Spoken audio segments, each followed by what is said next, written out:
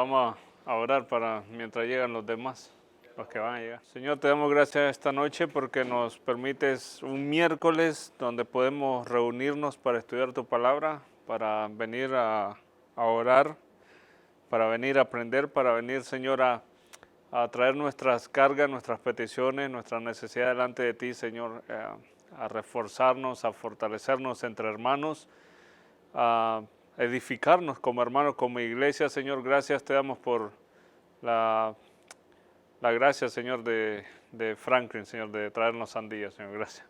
Bendícelo. Bendice igual a todos los hermanos que estamos aquí. Permítenos que nuestras almas, nuestros espíritus sean edificados con tu palabra, que podamos aprender, que podamos recibir, que podamos entender tu palabra, Señor. ¿Cuál es tu voluntad sobre la ley de Dios? El tema de esta clase, Señor, ayúdanos en los pocos minutos que tengamos a cubrir la mayor parte, Señor, del tema, y que sea muy clara la clase y que podamos salir un poquito más entendidos. En el nombre de Jesús oramos para que dirijas esta clase por medio de tu Espíritu Santo, Señor. Amén. Mi hermano, la clase de hoy creo que es uno de los temas uno de los más complejos que podemos escuchar como cristianos, y es sobre la ley de Dios. Y cuando hablamos de la ley de Dios, algo se nos tiene que venir a la cabeza. Yo quisiera preguntar, ¿qué se viene a nuestra mente cuando escuchan la frase la ley de Dios? ¿Qué se nos viene a mente cuando? Los mandamientos. ¿Cuál es el mandamiento? Los 10 mandamientos. Sí, la ley de Dios, claro, nosotros la conocemos resumida en los 10 mandamientos. Sí, la segunda confesión bautista de 1689 resume en su clase número 19 la ley de Dios y nos habla sobre, voy a resumirlo, ¿no? Voy a decirles características de la ley de Dios. La primera, que es una regla de fe y de vida. Si alguno está interesado en el material, yo se lo hago llegar. Es una regla de fe y de vida. Es necesaria. Se resume en los 10 mandamientos. Es buena, santa y justa. La ley de Dios es un maestro. La ley de Dios es una regla de vida. La ley de Dios es un medio para revelar nuestro pecado. La ley de Dios es un medio para revelar el carácter y la naturaleza de Dios. La ley de Dios es un medio para mostrarnos nuestro deber para con Dios y con nuestro prójimo. La ley de Dios es un medio para mostrarnos nuestra necesidad de gracia. La ley de Dios es un medio para mostrarnos nuestra necesidad de un mediador y un intercesor. La ley de Dios es un medio para mostrarnos nuestra necesidad del Evangelio. Pero lo que nosotros manejamos es que la ley de Dios se resume en los 10 mandamientos. Y la verdad que es un tema más complejo. La ley de Dios se caracteriza, o tradicionalmente la han estudiado en 3 partes. La ley judicial, la ley ceremonial, ¿qué otra? ¿Verdad? La ley moral. Entonces vamos a ver qué dicen el capítulo 19 de la confesión. ¿La tienen? Dios dio a Adán una ley de obediencia universal escrita en su corazón. Eso es interesante, no se olvide de eso. Escrita en su corazón. Y un precepto. Ahora, quiero que pongan atención a los términos, ley y precepto. Dios dio una ley y un precepto en particular de no comer del fruto del árbol del conocimiento del bien y el mal. ¿Dónde está eso? Génesis 1:27, vamos a leer. Sí. Ahora, en ese pasaje, ¿dónde encontramos que Dios le dio una ley en su corazón? Dios creó al hombre. Entonces, ¿cómo Adán tenía la ley de Dios escrita en su corazón? Porque Dios lo creó a imagen y semejanza de él, con el carácter, con las virtudes de su creador. Entonces, no sucedió como con Moisés, que la escribió los 10 mandamientos en piedra. Pero entonces, antes de la ley dada a Moisés, ya existía la ley, ¿dónde? Corazón del hombre. Nosotros la estudiamos en parte, pero la ley tenemos que verla como un todo. Cuando Dios dio la ley es como un todo. Entonces, para estudiar, para entenderla, sí la tenemos que separar en leyes ceremoniales, ley moral se las voy a mencionar. Bueno, también estaba la ley dietética, la ley de los festivales, la ley civil, la ley ceremonial, la ley moral, pero la ley de Dios tiene que ver no solamente con letras, no solamente con reglas, con mandamientos, tiene que ver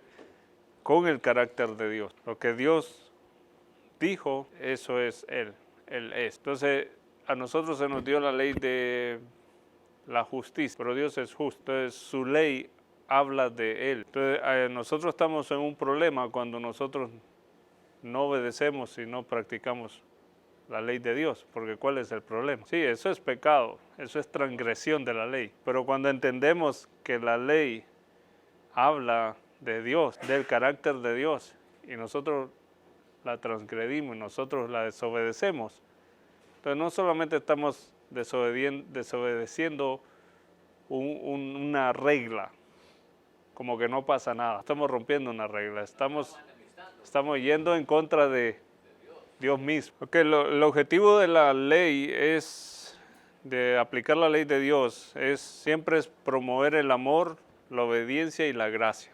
Nosotros no aplicamos la ley promoviendo el castigo o promoviendo la condenación o la severidad, sino que promovemos la ley aplicándola en amor, promoviendo la obediencia y la gracia. La ley de Dios tiene que llevarnos a eso, a vivirla en amor, en obediencia y en gracia. La ley moral incluía los mandamientos y principios que se relacionan con nuestra relación con Dios y con los demás, como lo vemos en los 10 mandamientos, el Éxodo 20, del 1 al 17.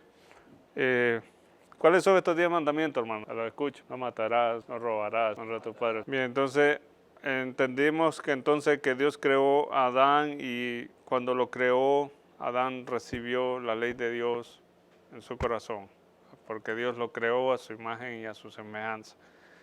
Entonces, el precepto que le dio de no comer del fruto del árbol del conocimiento del bien y el mal, por medio del cual dice Dios obligó a Adán y a toda su posteridad a una obediencia personal, completa, exacta y perpetua. ¿Qué es lo que esperaba Dios de Adán? Obediencia. Entonces, la ley no era en sí, no comas del fruto. La ley era innata en Adán, en el corazón de Adán, era obediencia a Dios, temor a Dios, respeto a Dios, amor a Dios, vivir una vida santa como Dios, como a la imagen y a la semejanza de su Creador. Pero el precepto ahí es no comas del fruto. Entonces, lo que quiero explicar o que lleguemos a entender es qué es un precepto, qué es la ley. ¿Quién puede decirme qué es un precepto? ¿Lo han escuchado antes o primera vez que escuchan la palabra? No, el mandato es la ley, el mandamiento, más o menos. Este es el mandato y los preceptos se derivan del mandato. Entonces, ¿qué son los preceptos? Principios. El mandato, por darles un ejemplo, no matarás, es la ley. El precepto es ama a tu prójimo como a ti mismo. ¿Ven la diferencia? Pero amando a tu prójimo como a ti mismo, cumples que la ley darás. Entonces los principios se derivan de la ley, precepto. Sí. La ley es el corazón de los principios. Nosotros vivimos por principios. Nosotros no vivimos por obediencia a la ley, en el antiguo pacto, en el Antiguo Testamento. Pero ¿dónde está la ley ahora? ¿Bajo qué ley vivimos? La gracia. Pero la gracia no es una nueva ley, la gracia es un nuevo pacto. Pero la ley sigue viva. ¿Dónde está? En el corazón de los principios. Porque ahora nosotros amamos al prójimo y nos movemos como iglesia del Nuevo Testamento, ¿verdad? Bajo la gracia, bajo el amor, bajo la fe, todo eso.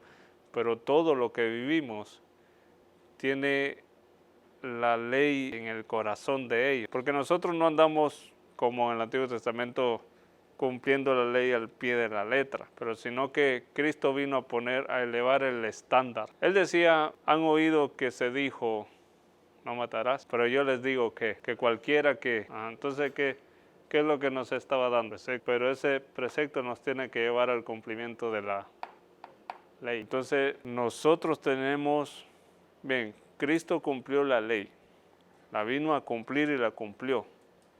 Pero esto no quiere decir que como iglesia, bajo la gracia, que como iglesia del Nuevo Testamento, nosotros vivimos sin ley, porque no es así. La gracia no quiere decir que vivimos sin ley. La gracia es un nuevo pacto donde ya nosotros no tenemos las amenazas, la condenación de la ley en el Antiguo Testamento, pero aún así está en nuestros corazones y vive ahí. Y no solamente tenemos la ley escrita en nuestros corazones, tenemos la capacidad de cumplirla por medio de ¿quién? De Cristo. ¿Y quién más? Entonces, si los hombres del Antiguo Testamento no pudieron cumplirla, Dios se aseguró de que nosotros sí pudieran, pero Él lo iba a hacer. Él nos iba a dar un nuevo corazón y iba a poner sus mandamientos en este corazón. Nos iba a dar de su espíritu para que la cumplieran. Entonces, la vigencia de la ley, aunque la ley de Dios se cumple en Cristo, los creyentes no están bajo la condenación de la ley. Eso lo vamos a leer en Romanos 6:14, Gálatas 5:18. Los creyentes no están bajo la condenación de la ley. Romanos 6:14, Gálatas 5:18 y Gálatas 5:18. Y gloria a Dios. Gloria a Dios de verdad, porque nadie se salvaba por cumplir la ley. Nadie. Pero ¿qué hacemos con este texto de Romanos 6:14 cuando dice, pues no está bajo la ley, sino bajo la gracia? Y entonces conocemos hermanos en la iglesia que no les interesa santificarse ni pecar contra Dios porque estamos bajo la gracia. O sea, no les preocupa el pecado, no les preocupa la santificación, porque ya no estamos bajo la ley. Entonces, ¿qué hacemos con las personas que se autodenominan cristianos, se hacen llamar cristianos, pero viven como cualquier pecador, cualquier impío? Entonces entienden que la gracia los ha liberado de la ley. Eso se llama antinomianismo, anti sin ley. Y nosotros no enseñamos el antinomianismo, no enseñamos el vivir sin ley, pero no enseñamos el otro extremo tampoco, que es el legalismo, que es una obediencia ciega y radical a la ley. Y entonces hay grupos en el cristianismo que te exigen, te demandan obediencia a la ley, y hay de ti si no la, porque tenemos que tener cuidado con estos dos extremos, el legalismo, que es apegarse a la ley, al pie de la letra, y el antinomianismo es vivir sin ley. Entonces, aunque Cristo cumplió la ley de Dios y los creyentes ya no están bajo la condenación de la ley de Dios sigue siendo relevante y vigente en varios sentidos. Al principio les leía varios, pero uno como regla de vida. La ley de Dios sigue siendo una guía para la vida cristiana. Por eso es que nosotros como cristianos vivimos bajo principios. En el Nuevo Testamento, en el Antiguo Testamento encontramos principios de fe, principios para la vida. Eso está en Romanos 7:12, 1 Juan capítulo 2, versos 3 al 6 también. El otro sentido es que como revelación de la naturaleza de Dios, la ley de Dios revela la justicia, la santidad, el amor de Dios, y sigue siendo una herramienta valiosa para entender su carácter. Cómo nosotros conocemos a Dios, cómo nosotros conocemos quién es Dios, por medio de su ley. La ley de Dios nos revela quién es Dios, su carácter, su justicia, su santidad, su amor. Anoten Salmo 119. ¿Para qué más sirve la ley?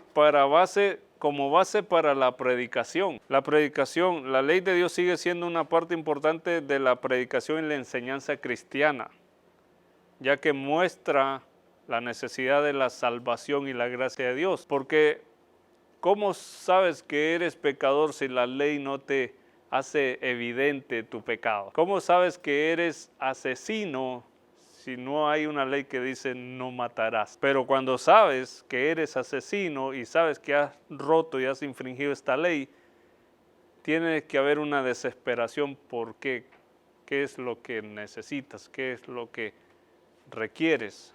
¿Qué requiere el pecador? Salvación. Ahora, siendo un pecador, siendo asesino, ¿puede este asesino dejar de matar, dejar de obedecer su carne para así ganarse el cielo, para así agradarse con Dios, no puede, porque el pecado se enseñorea de él.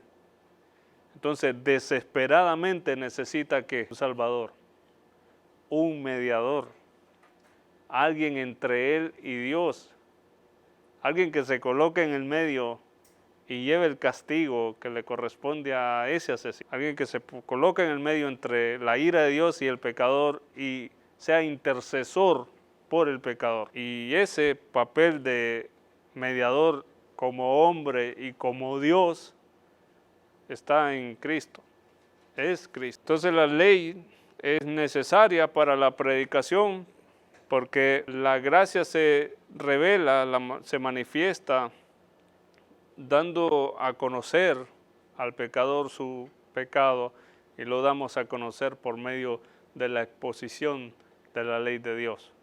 Entonces la ley de Dios expone el pecado, pero hace también visible que donde abunda el pecado, sobreabunda la gracia. Pero también en el sentido de que como testimonio de la fe judía, el pueblo judío, ellos siguen siendo observadores de la ley de Dios como una parte importante de su fe, en una herencia cultural, de manera como nación, como pueblo, como tradición, su propia herencia. Ellos tienen la ley de Dios en un elevado estándar. Si la cumplen o no la cumplen, pero tradicionalmente ellos se apegan a la ley de Dios. Pero los creyentes pueden aprender de esa profundidad que quizás ellos tengan el conocimiento a través de los siglos de sus ancestros. Quizás podamos observarlos, quizás se pueda aprender de algo de ellos, aunque se necesita el Espíritu Santo de verdad para que tú puedas ser guiado al claro entendimiento de la ley de Dios. Por eso no hace sentido que simplemente porque conozcas a un judío, porque simplemente te hagas judío, es que ya eres una persona especial, porque nuevamente nosotros tenemos al Espíritu Santo morando en nosotros. Cristo ha dejado bien claro en sus propias palabras que el que no tiene al Hijo tampoco tiene al Padre. Sin embargo, los cristianos no están bajo la obligación de la ley ceremonial. ¿Recuerdan la ley ceremonial? ¿En qué consistía? Sistemas de sacrificios, el sacerdocio en el templo. O sea, los cristianos no están obligados a observar estos sacrificios, ni este sistema de sacerdotes, ni este sistema de edificación de templos. Pero tampoco estamos obligados a la ley civil, como la ley civil incluye las relaciones con el gobierno, la estructura social de Israel, hablando en el contexto de la nación de Israel. Sus leyes como nación no nos relacionan a nosotros los cristianos. No, ese es otro 20 pesos, es asunto aparte. La ley dietética que se le dio a ellos también incluye la relación con los alimentos permitidos, lo que se podía comer, lo que no se podía comer. Los cristianos no están obligados a observar esas leyes. Así que si te comes tu chicharrón, cómetelo tranquilo. Los peligros para la iglesia de no respetar y obedecer la ley de Dios incluyen tibieza, enfriamiento espiritual, enseñanzas y doctrinas falsas, el pecado y la inmoralidad en la iglesia, la desunión y la división en la iglesia, la falta de crecimiento y madurez espiritual en los cristianos, el testimonio y el evangelismo defectuoso, inefectivo, juicio y disciplina de Dios para la iglesia, la pérdida de protección y bendición espiritual a causa de la abundancia del pecado, la vulnerabilidad en la que se encuentra la iglesia ante los ataques de Satanás, el incumplimiento grave, el incumplimiento de la gran comisión. Una iglesia que no teme a Dios, una iglesia que no respeta la ley de Dios, una iglesia que no obedece a la ley de Dios, no tiene ningún interés en el evangelismo, no tiene ningún interés en el cumplimiento de la gran comisión, ni ver en la conversión de pecadores, ni ver nuevos bautismos, ni alegrarse por estas cosas. ¿Por qué razón? Porque viven sin ley, tienen las suyas propias, sustituyen la ley de Dios por sus propios reglamentos. Sí, ceguera espiritual es parte de las desgracias que vienen. Ahora que menciona el diezmo, entendiendo la ley de Dios en el Antiguo Testamento, ¿bajo qué sombría, bajo qué parte de la ley entra el diezmo? En el Antiguo Testamento. La ley ceremonial, la ley judicial, la ley moral, la ley civil, la ley moral. Pero ¿qué sucedía si no cumplían esa ley? Había una amenaza, ¿no? Había condenación, había castigo. Y el cristiano no está obligado a cumplir estas leyes, por lo tanto, lo que nosotros obedecemos, la manera en que nosotros obedecemos la ley es por medio de, ¿qué son? Preceptos, principios. Entonces, si bien no estamos obligados a ser exactos con el 10%, porque si no me apedrean, nosotros tomamos eso como un principio de fe y para la vida. Principios, referencias, no ley. No es que son deberes que se deben de cumplir al pie de la letra. Entonces, bien, los peligros ya se los leí. Es importante destacar que la ley de Dios no es una carga, mi hermano, es sino una bendición, y respetarla y obedecerla es esencial para la salud de la iglesia y para nuestra salud espiritual, para nuestro crecimiento y para que seamos una iglesia efectiva. Así que lo importante de todo lo que les he dicho, que podemos ver como la confesión de fe lo resume de manera interesante, es que nosotros aprendamos que la ley de Dios tiene una relación con Dios mismo porque se trata de su propio carácter, de su justicia, de su santidad, de su amor, de su rectitud. Nosotros no tenemos la ley de Dios en dos mandamientos, en dos tablas, nosotros la tenemos en nuestros corazones. Y allí es donde empezó. Leímos en Génesis cómo Dios creó al hombre y allí empezó el hombre con la ley inscrita. Pero, ¿qué sucedió? Si el hombre tenía su corazón con la ley de Dios, él debió haber vivido una vida de principios. Él debió haber vivido una vida recta, una vida justa, una vida santa, una vida de amor, una vida moral, amando lo bueno, aborreciendo lo malo, porque tenía la ley de Dios en su corazón, ¿verdad? Pero en lugar de eso, ¿qué fue lo que hizo el hombre?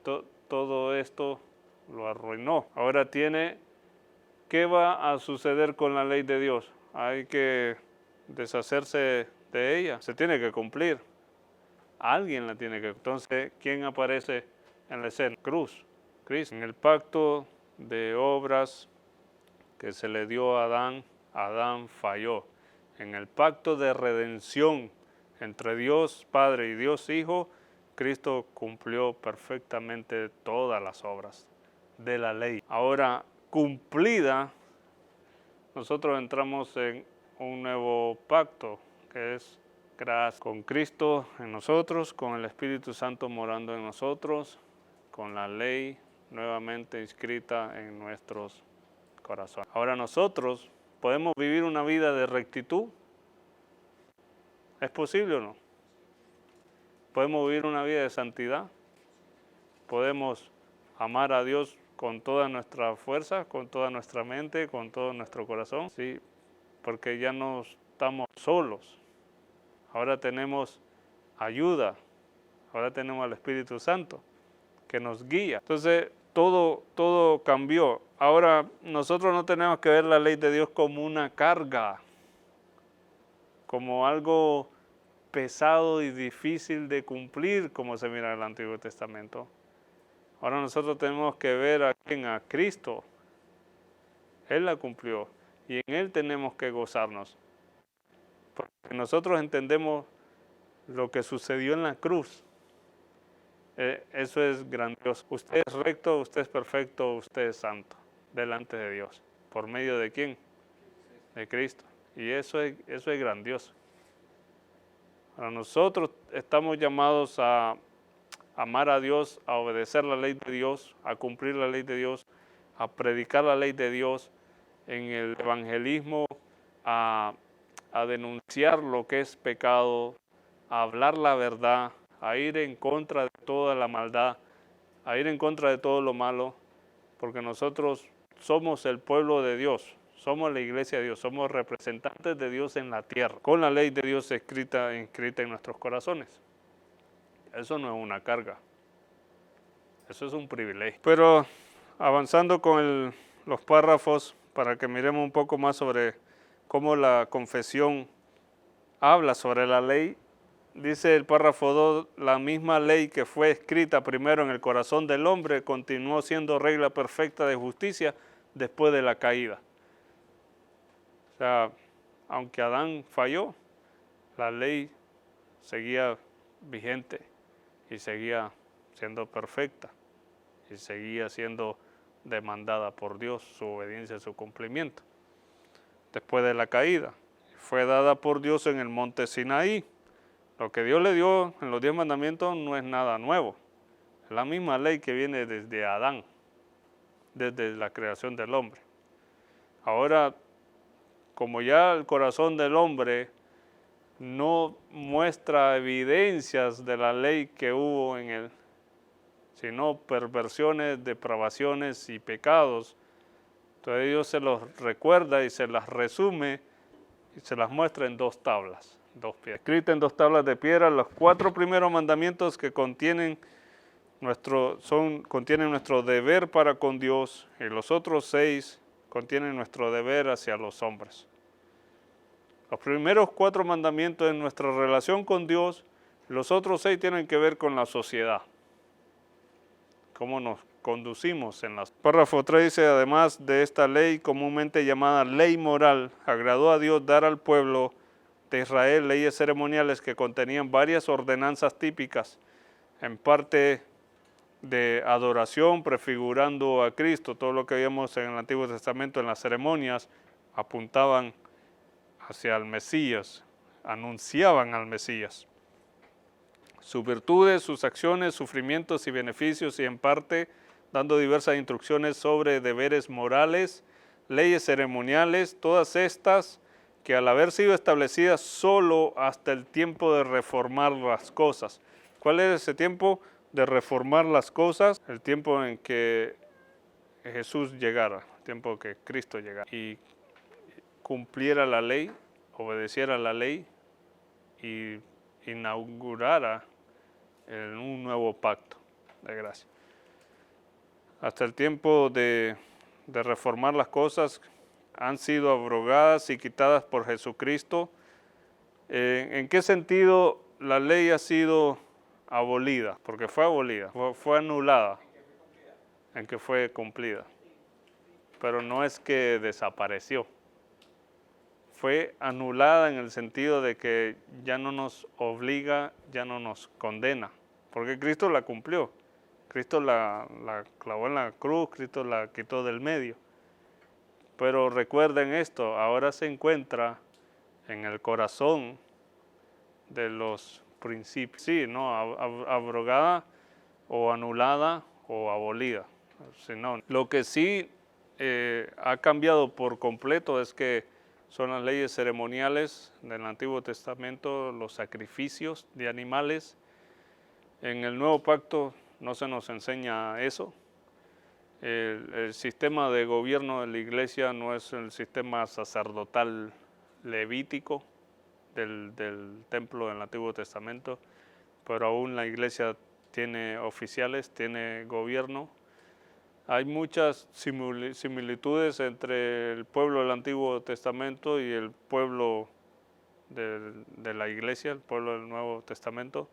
No significa que hay dos pueblos o que hay dos naciones santas, ni tampoco hay dos novias de Jesucristo, no hay dos esposas. La salvación siempre ha sido por medio de la fe, desde el Antiguo Testamento. Nunca fue por obediencia a la ley, siempre fue por gracia. Nadie en el Antiguo Testamento se salvó por obedecer la ley.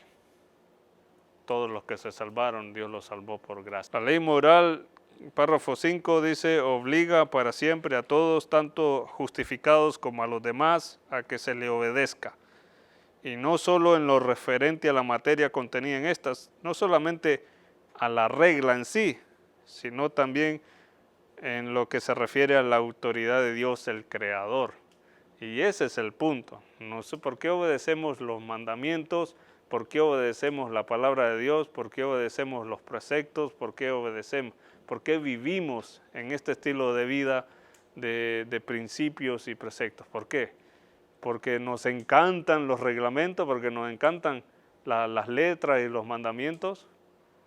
No, porque tienen referencia implícita, directa a Dios, nuestro Creador. La razón, yo creo que lo primario aquí es que tú entiendas que tú eres criatura, que Dios es creador. Y como criatura, tú te debes por completo a tu Creador. Entonces, si Él dice no comas de ese fruto, no lo comas. Olvídate de investigar qué color era el fruto o a qué sabe el fruto. Simplemente Él dijo no tomes, no comas y eso es lo que tenías que obedecer. No lo comas. Que se mira rico, que a lo mejor lo puedo tocar sin comerlo, no lo toques, no lo comas, no te le acerques, porque estás siguiendo en rebeldía abierta contra tu Creador. Todo lo que es pecado es rebeldía abierta contra Dios. Es declararle la guerra a Dios. Si Dios nos pusiera cadenas, que no lo hace, pero si Dios nos tuviera con cadenas en el cuello, nosotros nos miraríamos como perros rabiosos luchando por romper las cadenas y liberarnos de Él, soltar nuestras cadenas y liberarnos de Él. Eso es lo que hace el pecado en el hombre. Le vende la ilusión de que puedes ser libre, de que no necesitas a Dios, que puedes vivir una vida de ley moral sin la ley de Dios. Y eso te lo enseñan en la universidad, eso te lo enseñan los gobiernos. Quieren vivir una nación, Estados Unidos es un ejemplo. Se jacta de ser una nación moral y recta y justa y odian los 10 mandamientos, odian a Dios, el Dios de ellos, porque ese en Dios confiamos que aparece en los billetes, Dios no aparece en ninguna otra parte en esta nación. Solamente en el dólar. Dicen en Dios confiamos, pero habría que preguntar por la gracia de Dios, por la gracia común, porque a Dios le place bendecir tanto al justo como al pecador. Eso no quiere decir que Dios aprueba el estilo de vida del pecador. Hasta ahora su gracia sigue extendida, pero su gracia va a terminar. Moral no. La ley moral es una fantasía, es una ilusión que vivimos, creer que podemos ser ciudadanos, personas morales, separados de nuestro Creador. El ateo cree esto, el ateo cree que la moral es independiente de cualquier tipo de Dios. Nosotros no, nosotros creemos que nosotros somos seres morales porque tenemos un Creador que nos hizo a su imagen y semejanza.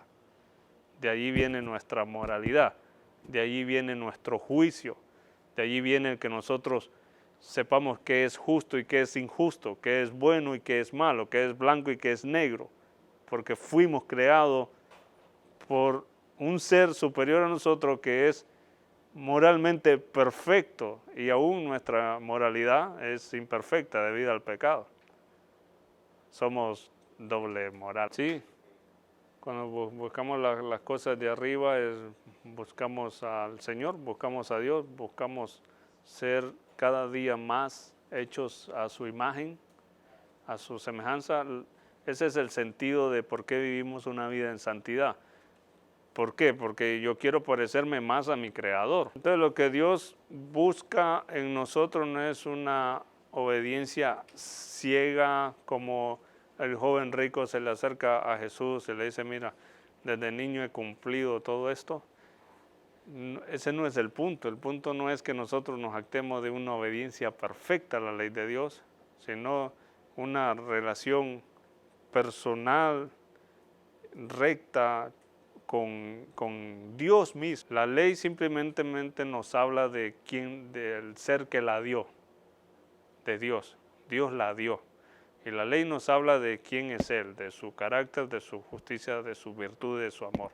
Entonces yo a lo que me tiene que interesar a mí es conocer más a Dios, caminar más con Dios, vivir una vida para Dios, amarlo a Él, no la letra. No las reglas. Sí, la ley hace evidente el pecado, pero también nos guía. Es un maestro que nos enseña y nos guía hacia Dios. Bien, hermano, entonces en la práctica, ¿cómo nosotros podemos vivir la ley de Dios? He querido traerles ejemplos en dos etapas de nuestra vida, porque nosotros tenemos familia y tenemos la iglesia. Entonces, la pregunta es cómo nosotros vivimos la ley de Dios en la iglesia y cómo podemos vivir la ley de Dios en nuestra familia.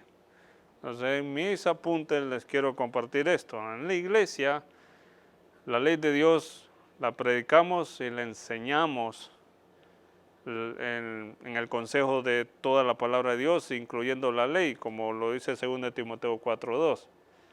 En la iglesia, la ley de Dios también animamos a la obediencia de los mandamientos. Para eso estamos aquí en los estudios bíblicos.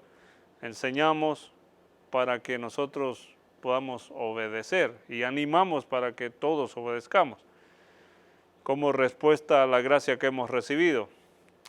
También en la iglesia practicamos la disciplina eclesiástica. ¿Por qué razón tenemos que disciplinar a los hermanos que andan desordenadamente y practicando abiertamente pecados? Porque nos interesa que ellos obedezcan la ley de Dios. Nos interesa que todo cristiano se someta a la ley de Dios, ame la ley de Dios, conozca la ley de Dios. Entonces tenemos que practicar, enseñar la disciplina de pecado en la iglesia. También enfatizar la importancia de la santidad personal. Nosotros no repetimos una y otra vez de que seamos santos, de que nos apartemos de pecado, que busquemos la santidad, simplemente como un cliché, como un refrán de los evangélicos, algo que ya me tiene cansado de esa iglesia. Siempre andan hablando de santidad, santidad. La gente se queja de esa manera, pero nuestra motivación, nuestro propósito no es simplemente repetir clichés de otras iglesias y cosas que aprendemos por allí, sino nuestro amor, nuestro deseo está a la ley de Dios, sujeto a la ley de Dios. Que nosotros enseñemos que se debe de obedecer la ley de Dios y la importancia de la santidad personal es por amor a Dios mismo. ¿Por qué eres celoso con la santidad? ¿Por qué anhelas que otros hermanos vivan en santidad? ¿Por qué razón? Porque quieres pretender que tú eres el que más sabe, que tú eres el de la película, tú eres MacGyver, ¿no? Es porque tú personalmente amas y conoces a Dios y obedeces su ley. Entonces no puedes soportar ver cómo otros se desgracian la vida en pecado tras pecado y tras pecado. o que quieren traer pecado a la iglesia, o hacer que la iglesia sea un club de inmoralidad por todos lados. Entonces nosotros no es que queremos ser como esa gota de agua que te fastidia y te fastidia y te fastidia, no, que nosotros no queremos que te encuentres en el peligro de enfrentar a Dios, la ira de Dios. Porque la ira de Dios está sobre el impío y sobre el pecado. Nosotros llamamos al arrepentimiento de pecado, llamamos a la santidad, a la santificación, porque Dios es bueno, porque Dios es recto, porque Dios es justo. ¿Qué otra cosa puedes encontrar en el pecado, sino solamente juicio y maldición? Entonces, usted enseña la ley de Dios en la iglesia, hágalo porque amas a Dios y amas a tus hermanos, amas a tu prójimo. En la familia, empieza enseñando a tus hijos los 10 mandamientos y cómo los pueden aplicar. Modélale a tu esposa, a tus hijos, modela a tu familia una obediencia a los mandamientos de Dios. Que ellos vean que tú como cabeza de hogar, como esposo, como padre, tú eres el primero en obedecer. Y usa la ley para corregir y disciplinar a los hijos. Los niños tienen que aprender a amar la ley de Dios, a vivirla y a aplicarla. Enfatízales la importancia de honrar a los padres, honrar al padre y a su madre.